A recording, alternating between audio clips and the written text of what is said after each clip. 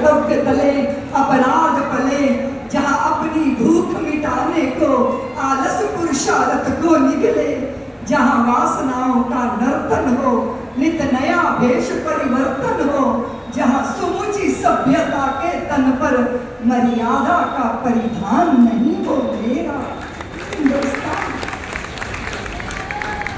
हमने देखा है अपने व्यक्तिगत, सामाजिक, पारिवारिक, राष्ट्रीय संदर्भ में अपने पतन को उत्कर्ष की तरफ चले जब आश्रय होगा सत्संग का, जब आश्रय होगा कि भगवान जब धरा पर आए, ब्रज में आए, तो उनकी लीला, उनकी उनकी उनकी प्रत्येक देशना, उसने क्या दृष्टि दी?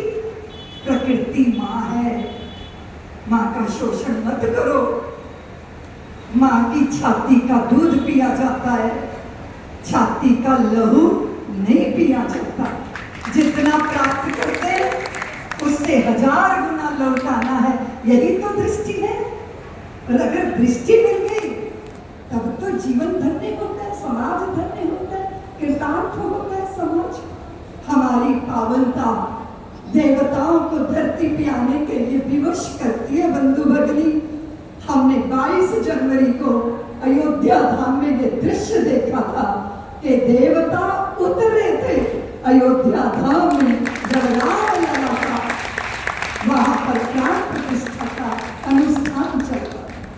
कोटि कोटि भारतीयों की देशना, कोटि कोटि भारतीयों का संकल्प, मेरे पुरखों का बलिदान, मेरे कार सेवकों की अपने प्राणों की आहुतियां। लोगों ने कहा दीदी माँ ये पत्थर का मंदिर है। हमने कहा नहीं, ये पत्थर का मंदिर नहीं है, ये माता भारती के पुत्रों के बलिदान की बुनियाद पर खड़ा हुआ है।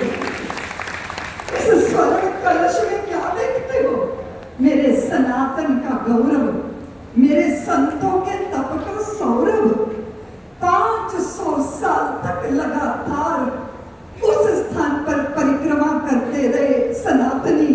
ये मेरे राम की भूमि है, ये मेरे राम की भूमि है, ये मेरे राम की भूमि। हमारे पास बल नहीं था, न राजनीतिक बल था, न संगठनात्मक बल था, हमारे पास बल था जिसकी चर्चा अभी पूज्य ठाकुर जी महाराज ने की। हमारे पास था निष्ठा का बल, अपने सनातन के प्रति निष्ठा का बल। इतनी लंबी ताकत भी, इतनी बड़ी ताकत भी हमारे संकल्प को समाप्त नहीं कर सकी, क्योंकि उस संकल्प के सामने कोई विकल्प नहीं था। इसलिए हम सिद्धि के द्वार पर पहुंच गए। हमने इतिहास बनते देखा, हमने इतिहास रचते देखा। और आप सब जानते हो हमारे लिए करणीय क्या है। अभी ठाकुर जी की मैंने थोड़ी सी कथा सुनी, लेकिन उस कथा में जीवन का मर्म आ गया। एक निष्ठ होना, एक ही जगह जब खोदते रहोगे तो जल जरूर मिलेगा, लेकिन 2 फावड़े इधर मारे, 2 इधर मारे, 2 इधर मारे, उससे बात बनेगी नहीं। एक अद्भुत दृष्टि आज मुझे मिली। हम 100 करोड़ नहीं है, हम तो 350 करोड़ हैं सारे विश्व के अंदर। मैं सिख हूं क्योंकि मैं गुरु शिष्य परंपरा क्यों सम्मान नहीं देता, उसे जीता हूं। मैं जैन भी हूं, मैं इंद्रियों का संयम करना जानता हूं।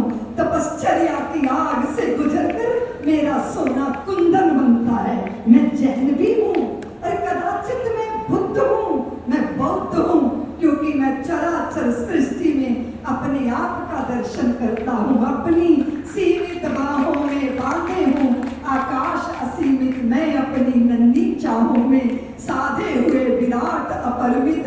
कोई शुभ संकल्प उठे तो मेरे प्राण चहक उठते हैं।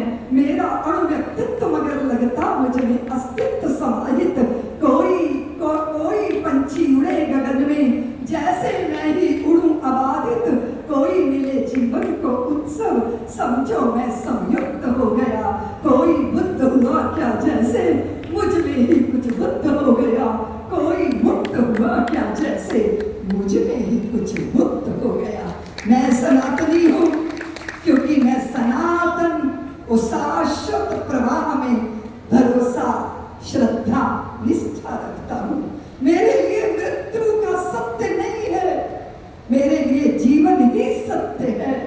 तो परिपक्व फल नीचे गिरा, लोगों ने कहा पतन हो गया, पतित हो गया, गल गया, सड़ गया।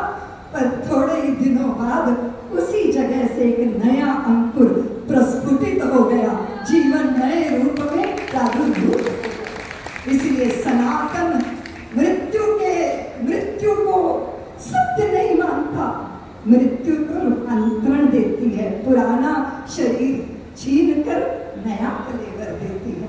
इसलिए मृत्यु से भयभीत सनातनी नहीं होता।